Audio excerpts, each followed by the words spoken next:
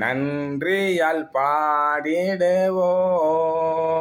நல்லவர் ஏசப்பா நல்கிய எல்லாம் நன்மைகளை நினைந்தே. நல்லவர் ஏசப்பா நல்கிய எல்லாம் நன்மைகளை நினைந்தே. பிரியமானவர்களே, கர்த்தர் உங்களை ஆசீர்வதிப்பார். God bless you. எங்களது சப்ஸ்கிரைப் லைக் பண்ணுங்கள். இது முக்கியமான சமாச்சாரமாக நான் இப்பொழுது பேசப்போகிறேன். கவனமாக கேட்கும்படி அன்பாக கேட்டுக்கொள்கிறேன். மனிதனுக்கு 3 தத்துவம். ஒன்று ஆவி, 2வது சரீரம், 3வது ஆத்மா. ஆனால் இந்த ஆவியும் சரீரமும் எல்லா மிருகங்களுக்கும் உண்டு. நீர் நில வாழ்வன பறவைகள் எல்லாருக்குமே இந்த ஆவி உயிர். ஆவி என்பது உயிர். ஆவி சரீரமும் உண்டு. ஆனால் ஆத்மா என்பது மனிதனுக்கு மாத்திரம் கொடுக்கப்பட்டுள்ளது. நன்றாக கவனித்துக் கொள்ளுங்கள். அந்த ஆத்மா மனிதனோடு பேசும்.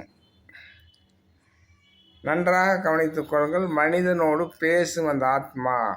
இது தப்பு, இது தவறு, இது ரைட்டு, இது உண்மை இல்லை என்று நன்றாக பேசும். அந்த ஆத்மாவை மழுப்பிவிட்டு, மனசாட்சியை மழுப்பிவிட்டு மறுபடியுமாக செய்யும் பொழுது அந்த ஆத்மா கெட்டு போகும். மறுபடியுமாக ரிப்ளை கொடுக்காது. இதுதான் ஆத்மா. நன்மை தீமை செய்யக்கூடியவை. நன்றாக கவனித்துக் கொள்ளுங்கள் பிரியமானவர்களே. இது மிருகங்களுக்கும் நீர் நில வாழ்வன இவர்களுக்கெல்லாம் கிடையாது. இவர்களுக்கு சரீரமும் உயிரும் தான் உள்ளது.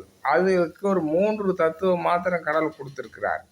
அந்த 3 தத்துவம் என்னன்றா, இனப்பெருக்க உணர்வு 1, 2வது பசி சாப்பிட்ற உணர்வு 2, 3வது பால் ஊட்டிகள் உணர்வு. இந்த 3ம் கடவுள் இயற்கையாக கொஞ்சம் கொஞ்சம் கொடுத்துருக்கிறார் மிருகங்களுக்கு, பறவைகளுக்கு, நீர் நில வாழ்வனர்களுக்கு. ஆனால் மனிதனுக்கு அப்படி அல்ல. மனிதனுக்கு சட்டம் கொடுத்துருக்கிறார். இப்படித்தான் இருக்க வேணும், இது தீட்டு, இது அருவருப்பு, இதை சாப்பிடலாம், இதை சாப்பிடக்கூடாது, இது தவறு. இவங்கள் அம்மா, தாய், தகப்பன் இதெல்லாம் அறிவை கொடுத்து போதித்திருக்கிறார். அதனால் அந்த ஆத்மா என்பது தான் வெளியேறப்பட்டது. அந்த ஆத்மா கெட்டால் அந்த உயிரும் கெட்டு போகும், அந்த சரீரம் கெட்டு போயிடும். சரீரம் இருந்ததுன்னா 6 மணி நேரத்தில் கெட்டு போகும், நாரி போயிடும்.